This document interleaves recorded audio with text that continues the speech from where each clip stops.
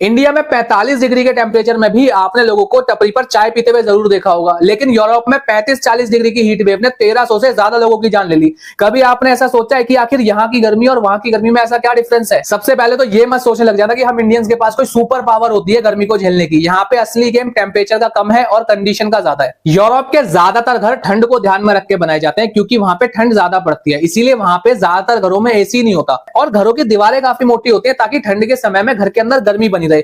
लेकिन आज इस हीट वेव के टाइम पे ये घर इनके लिए किसी भट्टी से कम नहीं है। और यूरोप के कई इलाके जो समुद्र के पास है, वहां पे ह्यूमिडिटी की वजह से गर्मी और भी ज्यादा अनकंफर्टेबल हो जाती है। मतलब टेम्परेचर जितना दिख रहा होता है उससे कहीं ज्यादा फील होता है। लेकिन सबसे बड़ा रीजन ये है कि रात के समय में भी टेम्परेचर ज्यादा ही रहता है, जिसकी वजह से बॉडी को ठंडा होने का समय नहीं मिलता और जो बूढ़े और पहले से बीमार लोग हैं उन पे सबसे ज्यादा इफेक्ट हो रहा है। लेकिन इसका ये मतलब बिल्कुल नहीं है कि इंडिया में गर्मी की वजह से कुछ नहीं होता। यहाँ भी हर साल एक्सट्रीम हीट और हीट स्ट्रोक की वजह से लोग अपनी जान गंवा देते हैं। और अगर क्लाइमेट चेंज इसी स्पीड से बढ़ता रहा तो ये प्रॉब्लम सिर्फ यूरोप की नहीं रह जाएगी। इसीलिए न्यूज को देखकर सरप्राइज होने से ज्यादा जरूरी ये है कि हम इन्वायरमेंट को बचाने की अपनी छोटी छोटी जिम्मेदारी को निभाएं, क्योंकि आज जो हीट वेव उनकी प्रॉब्लम है, कल वो हम सबकी हो सकती है।